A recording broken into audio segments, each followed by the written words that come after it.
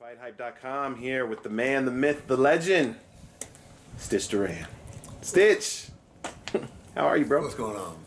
Same old, same Good old. seeing you. It's always good seeing you, Ben. We've been through a lot of these before, man. Yes, yes, Not only his business, but his friends. And remember the first time I met Ben is Anderson Silva fought, remember? Was that the first time? Yes, and well, maybe not, but that's when Anderson Silva took his shirt off of his back. Oh, yeah. I remember that. Yeah, I remember that. I remember that. Yeah. So that was a class. It was, yeah. That was an epic moment. It was. It was right after the fight. Who did he fight? I can't remember who he fought, though. I don't know, bro. Too many fights. Too many fights in months. I think it was Rich Franklin. But it was because it was in Cincinnati. Cincinnati. I was going to say Cincinnati, Columbus, one of the two. Yeah. And but no, I remember that. His buddy went up to him and. Big fan. Big fan. Big fan. We were talking about it. Yeah. You know, he said, "Give me a shirt." I said, "I don't know. You got to ask him." I guess he asked him, and he took it right off his back, and literally in the lobby of the hotel. Yeah. Crazy. Yeah. Crazy. You got good friends like that, though. You know good people. Yeah, I only hang around with good people, man.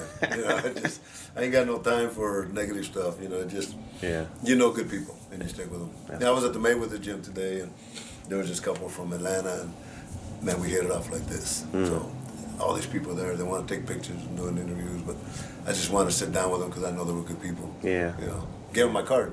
Wow. Hey, man, it's a pleasure meeting you. Man, that's a little too good. Damn, you just. Trust me, I know. My wife was, "What, are you crazy?" Right. The guy's a preacher, young guy. Oh, okay. You know? Okay, yeah. But I told him, I said, I don't want. Yeah, I do want to get into your business. I said, because we talked about me and what was going on. And at the end, I said, "Look, I see you guys as very well-dressed people, which usually means you're very successful. So what do you do?" So the guy's a preacher. I said, "Oh, good, young guy." I said, "Man, you remind me of the guy, the preacher from the 5 Heartbeats. Remember the hey, preacher, Right. Nice young guy and all that." So it was nice just to chat with him. Yeah. Well, we're I don't know how many days. I mean, we're just getting down to the hours. 2 days. Yeah, it's getting down to the hours. The big fight, Deontay Wilder and Tyson Fury. Obviously, you're working with Tyson Fury. The big talk about the cut. Is it going to reopen? Is it not going to reopen? Like, let's get into it, man. Well, I mean, before we talk about the fight, the specifics and stuff like that, how'd you get the gig? How did that just pop up? Shit just happens, man. Let me tell you, man, how it happened. So, the first strike of the match was Taylor Berry, Kevin Berry's son. He worked the corner last time as, I think, the 4th man in the Tyson Fury fight. And so he recommended me to Tyson Fury. Kevin Berry calls me, his dad, great trainer. He's at Bob Arum's office, and I think introducing some of his fighters and all that. So, but Bob Arum asked about me, and Kevin called me and says, they asked about you. Of course, I gave him, some good, reports on you. And then Amir Abdallah, he calls me and he says, they're asking what he thought about Stitch, and he said it's the only number I have. So yeah, I'm hearing this, I'm hearing that, and Taylor comes back, and I don't know if he negotiated for me, but it's pretty awesome. I want to thank him for everything he did. But he comes back and said, "Look, man, they're gonna have a contract for you. Here's your fees, this and that." And all right. Well, I've heard that line before, right? So I'm waiting, and a couple of days later they say, "Man, Tyson's gonna be at the gym this Thursday, and I'd like for you to come on down." I said, "All right, let's walk on in." Shook his hands. He welcomed me to the team. And from there, we talked about the cut. Was that the first time you had you met him before, or wow? I saw him on the other side of the ring when Vladimir Klitschko fought him. And, of course, that's right. That's right. Never spoke a word with him or anything like that. But man, we kicked it off like this. But yeah, we talked about the cut. Whoever did the sewing did a tremendous job. It's just a little line. It faded in real good, and he had the second one. But that's I told him and like we were talking, is one of the things outside of being a cut man with techniques and all that, psychology is extremely important. I told Tyson, my job, I want to get into your heart and soul. I want to know who you are, outside of throwing punches, because everybody I work with fight. That's what they do. So I take that out of the equation. I want to know you, so that way, we understand, and so, yeah, he's a charm to work with, But I told him, I said, every round I'm going to do preventive maintenance. It's very simple. It's not the hardest thing to do. I've done it many times, right? And so I'm going to keep ice on you and keep the kale swell, the metal piece. I'll keep that on you just to keep the inflammation down and let you know that you're okay, you know. And so, yeah, we got that across to each other. And like I say, he gave me the opportunity to debut one more round, which is a new apparel company. I teamed up with Mark Zucker and to use my sponsors.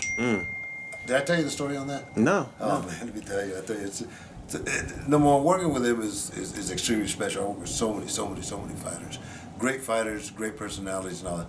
This guy's a horse of a different color, man. You just kind of like him right off the bat, and he's so big and just a nice guy, you know. So we talk about the cut. Told him what I'm gonna do. You know, I'm gonna treat him like he's my son. I told him, don't worry about that. In the ring, you could be my son, and I want you to walk out as handsome as you walk in. Why are you laughing, man? That's a good line, brother.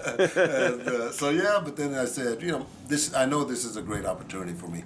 I was at the bare knuckle fights last week, and Paulie Malignaggi is there, and of course we're talking about the fights, and I did tons of interviews there, but Paulie says, Stitch, all eyes are going to be on you.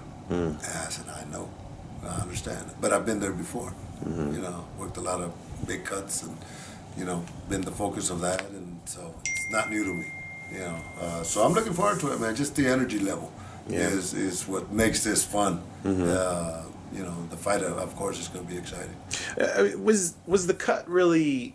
I mean, I know that's what everyone's talking about, focusing on. People are asking Wilder if he's going to focus on it and whatnot. But, prior to getting this close to the actual fight, like, was the cut something that you looked at as being serious? Like, was it something that, I mean, I know you see cuts all the time. Cut?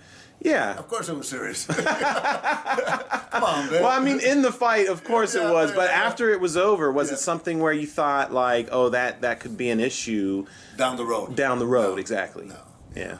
A lot of guys get cut, and they go through the same process, So that was a big one. But I tell you, the surgeon did a tremendous job in closing it up inside and out. He took stitches in and out. And, so, yeah, I mean, he's good to go. Is a healing time enough, though? Because a lot of people are saying if you would have waited like 3 more months, it might have been Well, sure. better. If you would have waited 3 more months, everything could change. You can twist your ankle in the gym.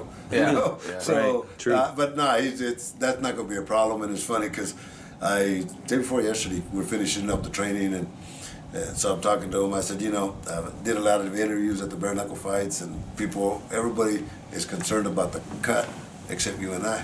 And then that's the way he goes. Yeah, he goes, I'm not concerned about the cut. So, but it's great for drama. It's great for this, and there's a lot of truth to that because it was a nasty cut, no doubt about it. Yeah. In a lot of places, the possibility of stopping it would have been real high. Wow. So, of course. If it wasn't that high profile of a fight, it probably would have been stopped too. Yeah. And in all fairness, because working with the doctors in Nevada, it's great because they're the best. The guys are great at what they do. They don't freak out. And you look at the cut, even though it looks bad, you look at the tissue. There's no damage outside of that. If it's anywhere different, a little bit, maybe an optical nerve and all that. But the blood wasn't getting into his eyes. Jorge Capetillo did a good job in maintaining. You can't stop the bleeding in every cut, but if you could control it for half the round, then you've done your job. And in that situation, that's what Jorge did. But the blood every once in a while, of course, he would wipe. It's pretty normal, but didn't affect Tyson's capabilities to fight. So, wow.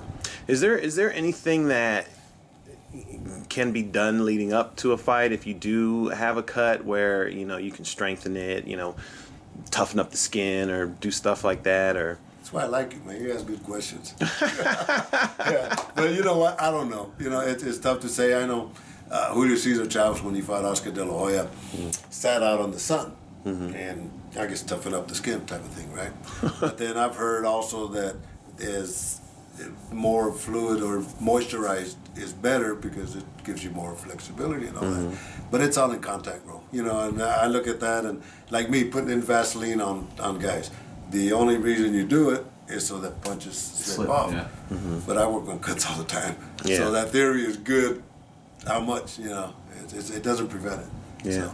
So it's all in the angles and how somebody gets hit, and What about vice versa? Like, what if you're the guy coming in? Is there anything you can do? Yeah, you know how a lot of times guys like to, mess with their gloves, just kind of like, form them, twist them up, bang them before they actually go into the fight. Is there anything that a fighter could do, to try and do more damage to that cut? Yeah, if that's going to be your focus, it's going to be a wrong focus. Yeah. And of course, that's going to be, something that is in Deontay Wilder's mind. He's spoken about it before, and of course, does he have a target? Yeah, but he has a target that's rather about like this. It might look like this to you right now, but in reality, it's about like this. Do you think that could be his downfall too? When you might have something else. Your whole You focus land a is- better shot, but you're trying to get that cut be open. Of course, then that's not the Deontay Wilder that fights. If he's just looking for open the cut, then you should have a plan B. Not taking anything away from your skills, but it seems like just having you in the corner is a psychological advantage for Tyson, just from everything we're saying. Of 100% right. Because he knows you're good. There was a fight. Vidal Riley, the young kid that trains KSI, did his debut, I think, at the Garden, and I worked 4-rounder. I worked his corner, and after the fights, the other team, the coaches, I saw them in the back of the dressing rooms, and they want to take a picture. And they said, "Man, when we saw you on the other side of the corner, we knew we were done." So that, of course, working with Gabe Flores, young kids like that, they see me walking in, and then because like these young kids, Vidal and Gabe and all that, I always give back to them because I want them to understand the importance of a good corner, what a good corner does, and so these are the kind of kids, just want to give back to them and make sure they do things right. Yeah. So. Yeah. How's the energy for this fight kind of felt? I mean, come on, man, what's wrong with you? I mean, just I know, of course. It's high. It kind of brings back the days when Mike Tyson used to have fights here. Right? It was the energy level was just so high, and the individual people. There's just so much energy. There's a lot of guys from England and Ireland here already. So it's gonna be a crazy week. Yeah. I know. Obviously, they had that press conference the other day, and there was a lot of smack talk going on and everything. Is there anything that people can read into that, just in their demeanors? I mean, you've been around Tyson. Sometimes he's hard to read. Sometimes you can't tell if he's being serious, if he's just joking. Is that all part of the mind games that go on between fighters? Yeah, and it's kind of wasted energy, personally. But I said Deontay Wilder sounded like he was scripted, and I always say whatever Tyson Fury says, in the way that he says it, there's a lot of truth to it. He doesn't say a whole lot, but if you really listen to what he says, he's absolutely right in a lot of things. And Deontay Wilder he wasn't committed to really giving us anything that would say, damn, he's a bad man. And he disrespected, I think, the fans and the media and all of us by just going and not getting to the point. So maybe they'll change that next time. You think so though? You think that? I mean, do you think? WWE stuff. Well, that's what I was going to ask I'm you. talking to people throughout, here at the MGM, and everybody's saying the same thing. It was an overkill, and the acting wasn't too good. Hey man, I understand. It's a thing of selling tickets, but I think if they would have had good conversations amongst themselves, so the people know what goes on behind the scenes with these guys, right, what brought them to this point, and what's going to keep them going further. I think that's what the fans wanted to hear, and we didn't hear a lot of that. Well, that's kind of what I was getting at. I wasn't sure if it was overkill or if that's what the fans want, if that's playing well on TV, because this is, I've never seen a fight promoted to the magnitude that this one has been. These guys have been on like every single show. Everything Fox and ESPN have. Right. Yeah. Like every single one, So I'm sure there's probably getting to be pretty repetitive, and they're getting tired of seeing each other, and they're just ready to fight. But it sometimes they have to do that in order to sell the tickets. Well, I know that, but there has to be a system to it. It has to be a little better than what they did, Well, I didn't see it on TV, so I'm not sure. I'm not sure how it played out. But listen, as soon as that started, like 15, 20 seconds into it, I started checking my messages, Really? So I'll wait till they start, stopping. But, I know Tyson was trying to talk, and he would cut.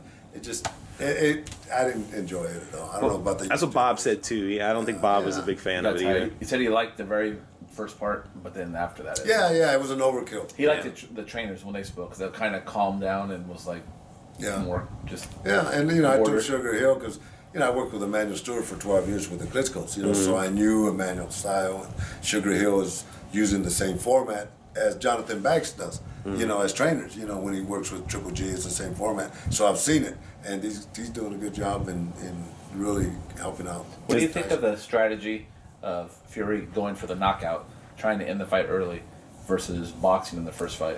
Well, we're all armchair quarterbacks, but he... but just your personal opinion. Here's my personal opinion. He brought up a point that, what's to say it's not psychological warfare. True. I'll be doing the opposite. So now I put you... So if that's all... Yeah, so there's two options, and he might just be tricking you into this one, of course. Yeah. Spicing you up, Yeah. That's... It's crazy, huh? It's just there's just so many different opinions, but at the end of the day, it's still a 50-50 fight. Yeah, and everything I look at in my business are by numbers. I always tell my kids, learn numbers because numbers is everything in life, But when you look at numbers of chances of winning, Tyson Fury has 2 chances of winning, the distance and the knockout.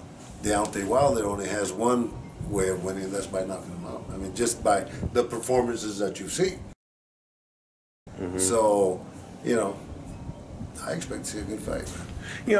I mean, you just said he's got 2 ways of winning, and a lot of people don't really think he has that kind of power. Everybody's an armchair quarterback, brother. You get hit the right way, at the right time, you're going down.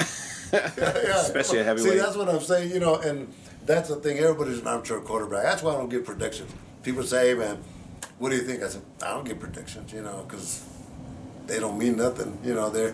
Nobody knows until it actually happens. And but I just look at your capabilities. How are they going to match up? And that's the way I look at this game. Yeah. I don't. Like I say in boxing, they say the only thing that counts is the truth. And as you break it down, that's the only thing that counts. So, Well, we're about to find out the truth in a couple days. Yeah. Less than 48. Yeah. It's on. Well, Stitch, is there anything else you want to let the fans know before we let you go? Anything coming up? Any big fights you're looking forward to? MMA, boxing, whatever? Well, I'm working with Jesse Vargas next week. That's right. Mikey Garcia. That's right. And so I get to go see some of my homeboys. And then right now I just talked to Shakir Stevenson's people. I worked with them the last time, so I went to see if I get a commitment. And if not, I got bare knuckle fights that day. So staying busy, man. And then this documentary kicking in and, doing all this. And I'm sure I'll be working with these sponsors, and so,